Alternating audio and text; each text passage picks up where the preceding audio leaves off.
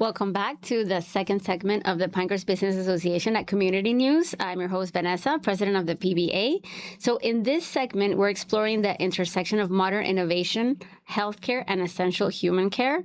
And we have two of our amazing members, Mejer with 24/7 Nursing Care, a leader in compassionate home care services, and Julio from ASMBLR, an expert in marketing with AI. So Julio, I'm going to start with you because AI is like a hot topic right now.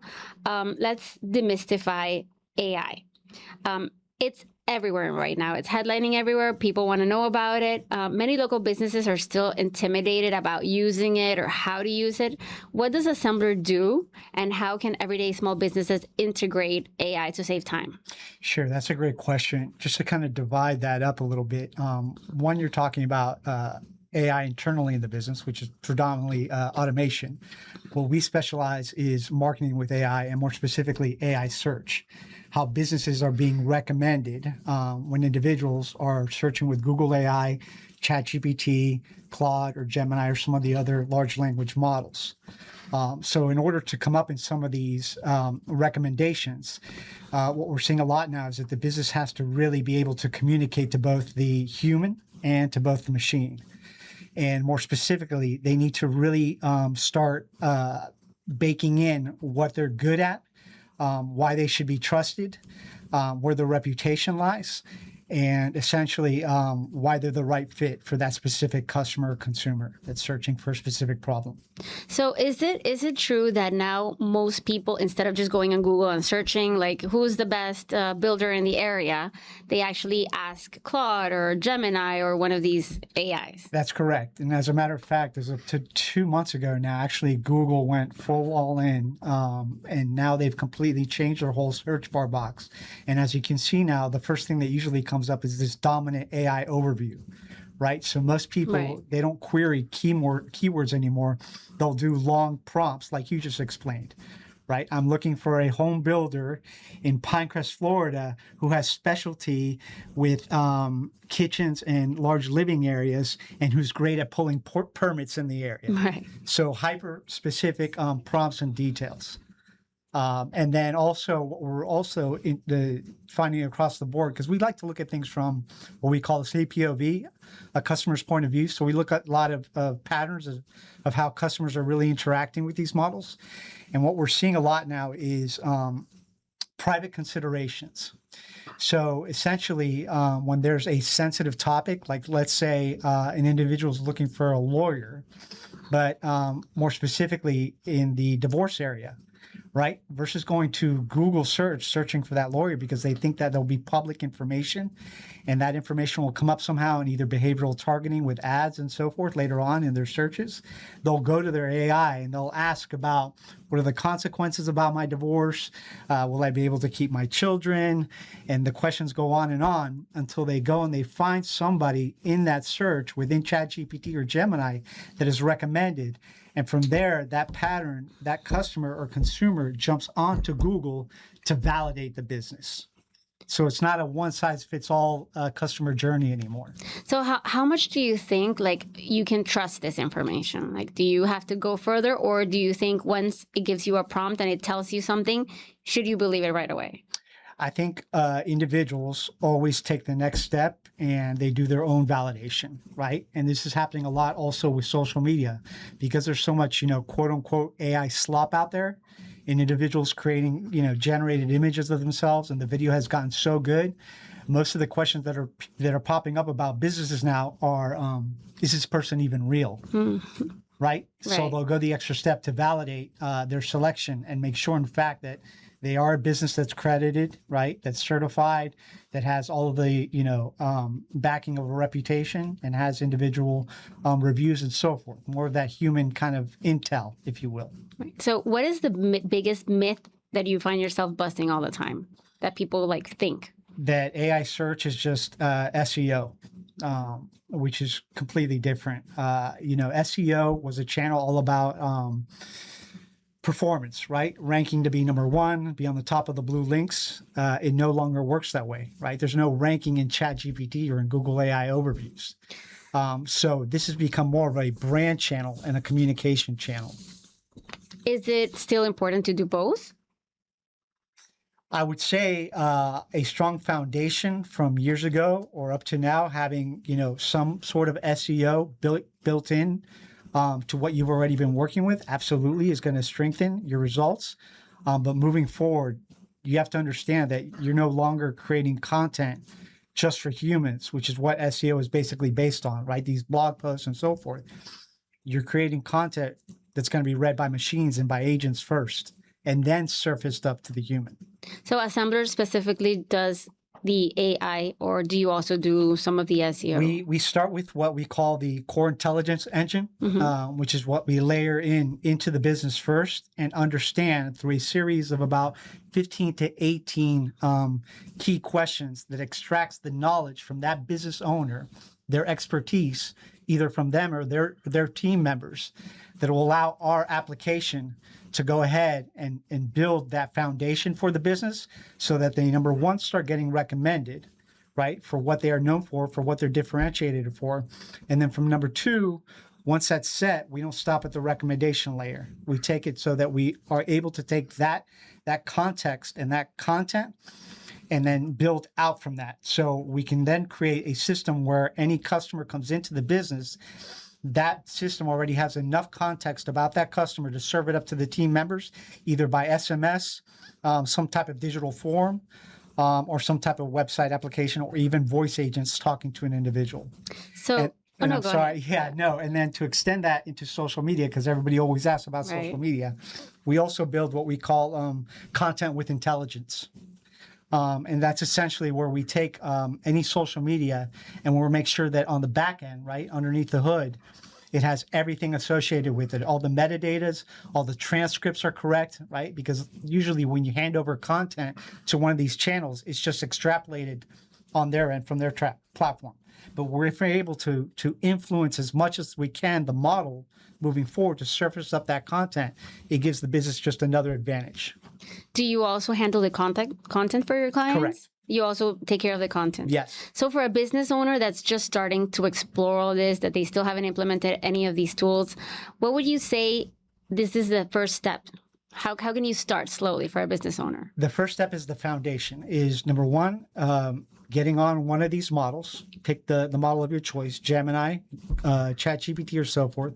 Go in incognito mode. Do not log in as yourself, because that model and your chats are already predisposed to what it knows about you, right? So go in kind of quote unquote blindly and ask about your business. Ask about yourself, right? There used to be a day where people say, have you Googled yourself? Mm-hmm. Yes, right? Now, absolutely. Now ask one of the models, what do you know about me? What do you know about my business?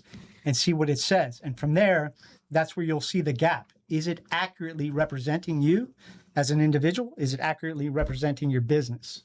So for people that don't know about incognito, does this mean that you search or you ask being logged out? Correct. I'm sorry. In Google Chrome, you just drop down the menu and it'll say go in incognito mode. Okay. And it'll essentially lift up a new window where you're not logged into your Google account, right? You're not into Vanessa's Gmail. You're not under Vanessa's Google. You're just a Google user, not logged in. So then from there, you'll go chatgpt.com and that'll bring up like you're a brand new user without any information on you. So what do you do if it gives you, like, you find that you ask a question and it gives you totally wrong information about you? That's where we start the process, okay, right? And you contact us and we go through it together. And again, we fill in the gaps and try to start telling the story the correct way with the engine that we've built and exactly how you want to be represented and what your business wants to be known for. Is it typically fast to see these changes? 21 days. 21 days. So for 21 days, you run the risk of somebody getting like wrong information about you. Because now everything is so fast. People want everything like now, right? Sure. Well, that's the thing. And that's a great question because back in the SEO days, it used to take 3 to 6 months. Oh, that was to worse. See a dent in any kind of traction, right? But now these models feed on freshness, right, of information. It's easier to see a lot of, gains very quickly, a lot sooner.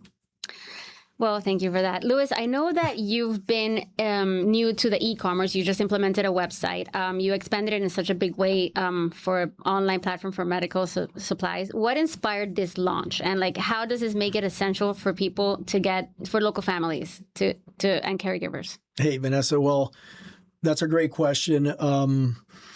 As far as being important for families and caregivers, it's an e-commerce site that has all the essentials that somebody would need to take care of their loved one and make sure that they're able to live safely in the home environment.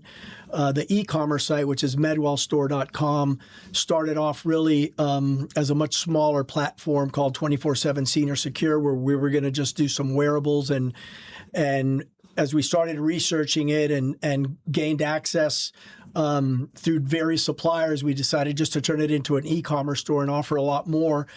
And really the idea came because people call us all the time once we're inside somebody's home, especially if the kids live in another state or not close to their parents.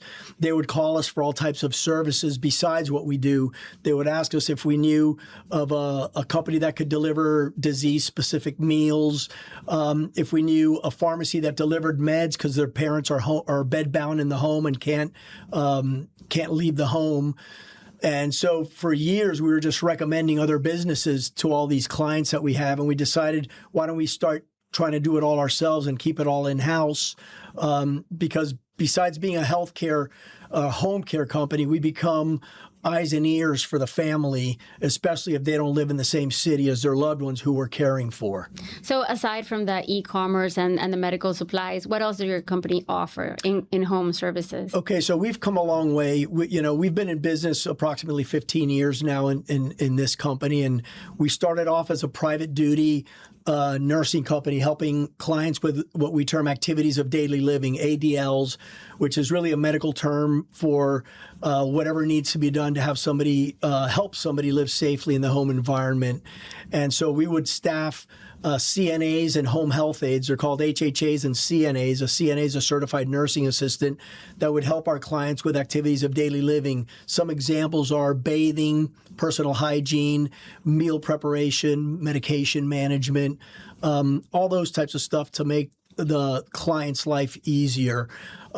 We started expanding our services over the years, and then we ended up incorporating another company called 24/7 Home Health Care. So we started off with 24/7 Nursing Care, then incorporated 24/7 Home Health Care, and we started offering physical therapy, occupational therapy, and speech therapy as well, besides the nurse's aides. So we wanted a more comprehensive approach to be able to help people with a full spectrum of services.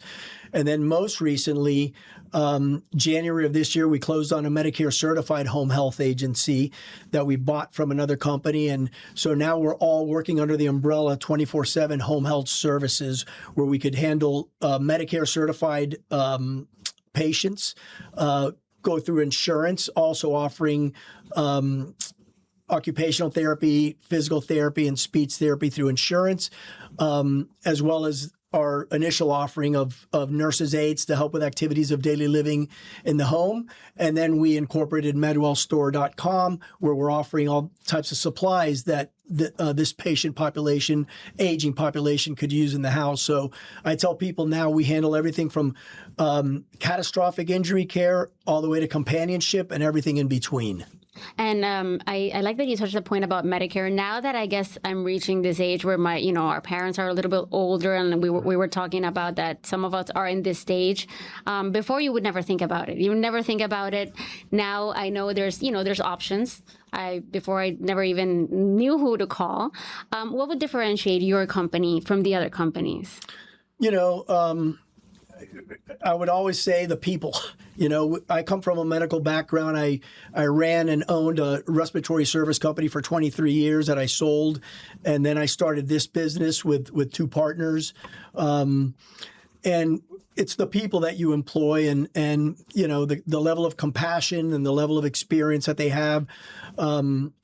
When I'm out marketing our business, to rehab facilities, doctors' offices, hospitals, I always tell them, two things. We're going to enter a patient's home with compassion, and we're going to give them exceptional care. And especially for people that have family members that live out of town, that peace of mind is invaluable. And a lot of people want to know, is this something that is out of pocket? I know you mentioned Medicare, which this is going to be a big one for a lot of people. Do a lot of people qualify for this? Does it have to be out of pocket? So it's a great question. How does this work? Many different ways. On the non-skilled side, which we call the 24/7 nursing care, where we're dealing with activities of daily living with a home health aide or a certified nursing assistant, we call that unskilled work. So in the unskilled work, it's cash, and we also accept long-term care insurance. I would say the mix changes all the time. Sometimes we're 60-40 paying out of pocket and 40% paying through a long-term care policy. I would say that the long-term care policies were very popular for people that worked in Fortune 500 companies. I was always a part of the benefit package that they would get for working in a Fortune 500 company. It's gotten very expensive, the long-term care insurance, over the last few years. I would say really over the last 6 to 7 years. So now we see a lot of what they call hybrid policies, which is a life insurance policy with a long-term care component built in. So before you pass, you could start tapping into your life insurance and utilize it for long-term care when you're ill, and whatever's left would go to your beneficiaries. So on that front, we take long-term care insurance as well as cash pay, and the cash pay is very affordable. It's not really out of reach for the common person. And then on the skilled side, which is the Medicare-certified agency, we accept Medicare and some other insurances as well. I know you've been a member of the PBA for a few years already. I mean, a long time already. How has being involved in the PBA or in the community helped your business? Well, the PBA is incredible. Meeting people in the community. Our business is a referral business, and you do business with people you can trust and people you know. Absolutely. So that's very important. And then, being involved in the PBA, I was on the board of the PBA for many years. It's just getting out and getting into the community, doing, I call it marketing 101, just getting out there, talking to people, letting them know what you do, and having them refer you to friends and family. And then obviously when you do a good job for people, they start referring you to their friends and family as well. Have you gotten a lot of business from all these networking events? Absolutely. We've done an amazing volume of business from all the different organizations that we're a part of. That's very important for any business, is to get onto the community and speak about your services. Well, so you both have something in common, which is you're integrating AI to streamline operations. So what advice would you have for traditional service-based local businesses that are looking to get more into the modern AI tools and e-commerce? I mean, for both of you. We're automating now. It's funny that we're here together because we hired an AI consultant. We did the traditional SEO. You didn't know Julio before? I didn't know Julio back at the time. But we did the traditional SEO, built our website, did traditional SEO and social media, the Facebook, the Instagram, the new AI platforms, as that we've been speaking about, the ChatGPT and the Claudes, they've been game changers. And so you've seen a difference since you shifted from the SEO and the traditional to the AI. Have you seen? Well, I'll give you a prime example. We fed our website through an AI platform and asked it to improve our website and to simplify our website, and we completely built a brand new website based on the information we got from the AI platform, and it seems to be working. It seems that we're getting more traffic through our website based on the information that we got through the AI, and our social media is completely automated. We don't create our own posts anymore. It's automated and it's put on a schedule. We approve them 2 weeks at a time. So we have 2 weeks of content, and then we don't have to worry about it till the next cycle. And Julio, you're used to it, but were you completely mind blown by what it could do? Absolutely. It's incredible. I think a good point, because there's so much fear of AI. is the term human in the loop. You always need to have a human in the loop. And I think even in the future, you're going to always have to have a human in the loop to make sure that your brand is being portrayed and displayed in the fashion that you expect. So what would be your advice for businesses that want to kind of like streamline and take the leap? Well, a couple of things. You just get so much more efficient. I know that word is used a lot, but once you're able to understand that you can really start treating these AI agents and start compartmentalizing them almost as specific departments, or even training them on the traits of what that type of an employee would have. If you are a small business, you can have your own, essentially chief employee officer, right? That's overseeing, any legal documentation that you have coming in, anything that having to do with supply chain, anything having to do with operations from that standpoint.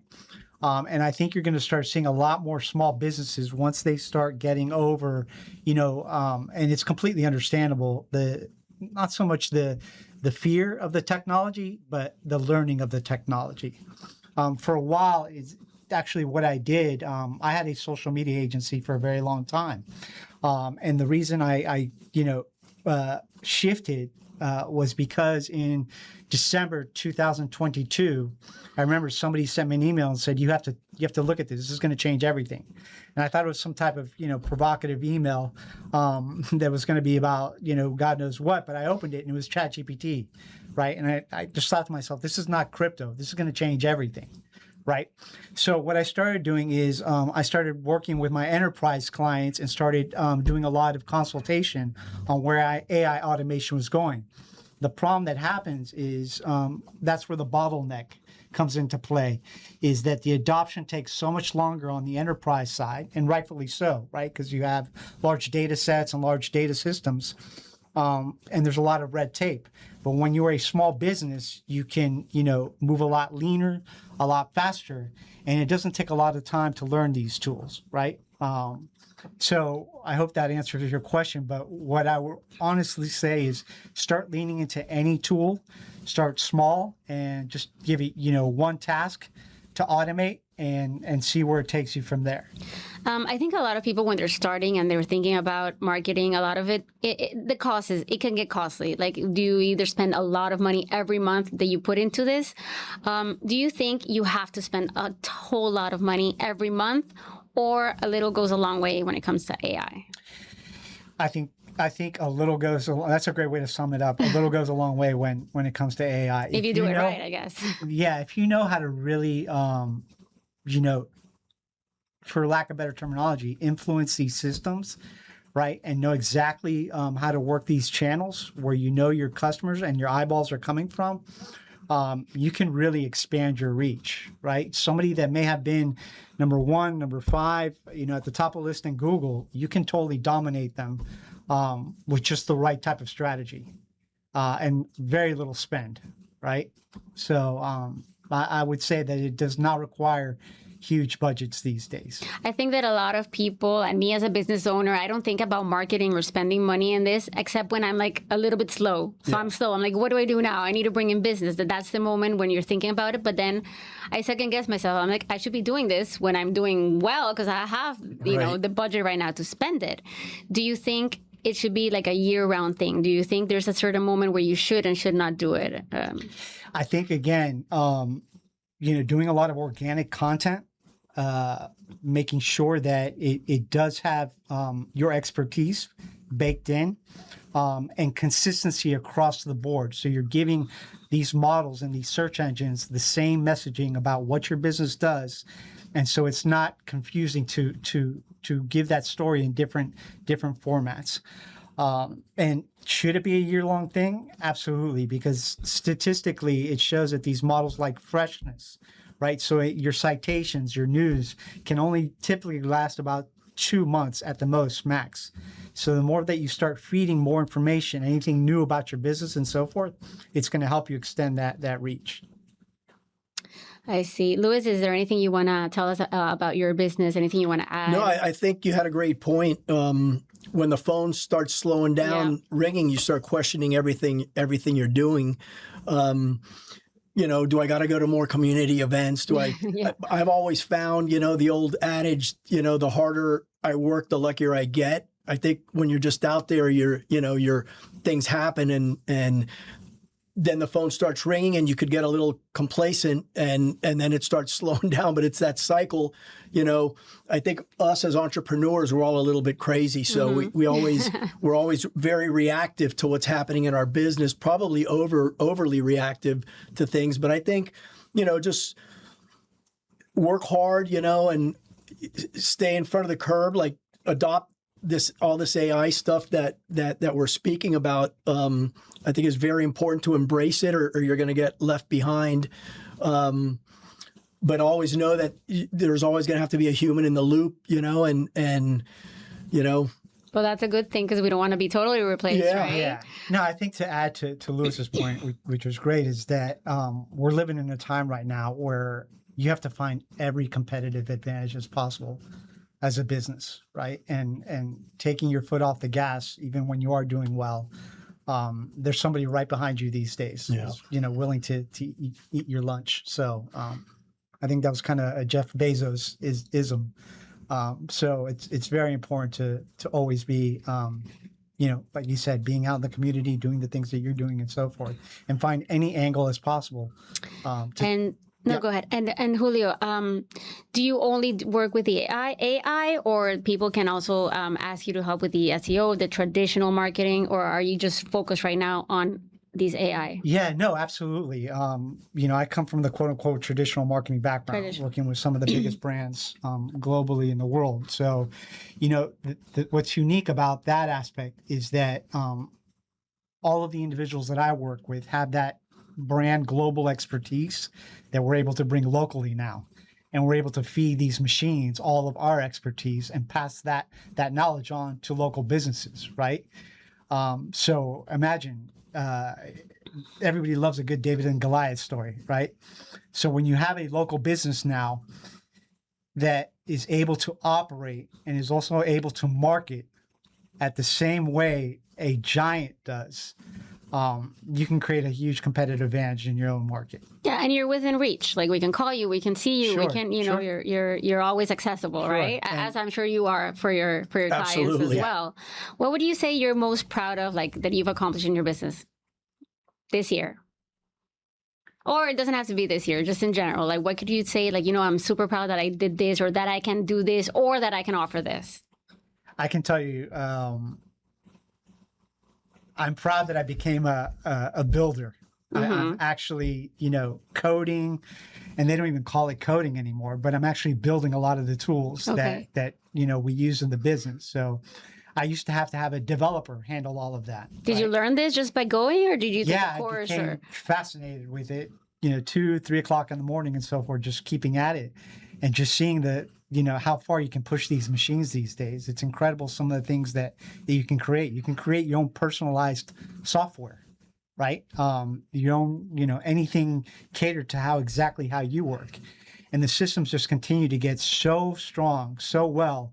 I was literally, taken back, and I've seen a lot, and I work with some of the smartest people out there. But I think what was most compelling was last week, Codex from OpenAI, right? Codex is kind of ChatGPT's coding model. They now have ChatGPT advanced voice in there. And this thing has gotten so fluid and so natural that within Codex now, you're literally able to tell it, go build me XYZ, and it will go and do it for you. So there's been this ongoing chatter across the web that we have reached what they call Jarvis. Jarvis was the character in Iron Man, right? Where Tony Stark, right? Robert Downey Jr. comes in and says, "Daddy's home, let's get to work." And he's talking to it, and it works like that now. Wow. We are at that point pretty much. So really quick, which is your favorite of all? I have been fluctuating from Claude to ChatGPT. but lately, and these models go back and forth with each other. Once you find one model that is good at a specific something for you, So you should try more than one and see absolutely, which one. Okay. absolutely, Okay. And always a paid version. yes, Yes, definitely. yeah. I mean, you want to be paying for intelligence, right? Mm-hmm.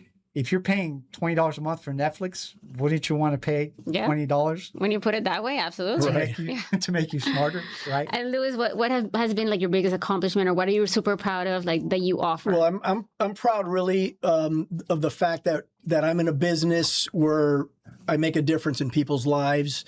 We have testimonials and stories of families that we've helped along the way for so many years, and it's a business that you get a lot of personal satisfaction of helping somebody in need. So it's a business that gives you a lot of self-fulfillment because you're actually helping people. And to give Julio a small plug here, he's the most important guy in the building now because you need a guy like this in your business to move forward these days. It's of the utmost importance. So. But I would say the thing I'm most proud of is that I'm in a business that we're able to give a lot of compassion and love to our clients, and a satisfied customer. There's nothing like it. So just to wrap it up, what has been an advantage or like a benefit of being in one of the members of the PBA? I know we touched on it a little bit, but anything that you want to mention, or what do you hope to like expect? What do you hope to expect? What do you expect from the PBA? Like, what are you hoping that it's gonna like give you? I think Louis made a great point about, obviously he's been involved a lot longer than I have, and I'm relatively new here, freshly new. Freshly new, yeah. But I can see the general camaraderie, right? And I can see what your efforts are already doing, in the short time that you've been president, and trying to, make this a unique place where individuals have a voice, right, in the community. And I think the other individual that was here from the last podcast that kind of we spoke off camera was talking about how you've made it very comfortable and conversational and not stiff, right? And I think that's very important when you start getting into these quote unquote networking events, right? Where you make the atmosphere as inviting as possible, able to exchange ideas with other individuals, right, of like-minded, goals and vision. And I think if you can continue to propel that type of voice locally, and really, carve out a pocket in this city, right? Because I think lately, and I'm sure you all can attest to this, right? You've seen plenty of the news. Pinecrest is the hot market, right? Because you've got all these individuals coming from, New York and so forth, and I'm sure you're very well of all the new home buyers that are coming into this area, and a lot of individuals are coming from tech backgrounds, right? So being able to take that kind of momentum and step into this modernization of Miami, I think for me is something very compelling. Thank you. And you have a lot of clients in Pinecrest, and you do a lot Absolutely. I think like everything you get out of it, what you put into it, I would tell people, don't expect to join and receive all these benefits without working it and being involved in it. And I know you guys have events after hours and besides the lunches. And I think the more events you get involved in, the more opportunity you get. So it's like everything in life, you get out, the more you put in, the more you get out. Yeah, so you've been here the longest. Yeah, so. It's a two-way street, get involved. Your job as the director now at the PBA, I know is very difficult because you need, people's involvement. And when there's a lot of involvement is when these organizations are their strongest. Yeah, and as Mitch, I won't forget, Mitch Panther said, people are not going to give you their business right away. It takes time, it takes trust, and eventually it'll happen, it'll come. But thank you both for joining. Thank you for being members. I appreciate it a lot. Aside from finding you in the Pinecrest business directory, we can find you on your websites, Instagram. I'm sure you both are very well connected, and we'll put the links. Great. Thank you so much. Thank you.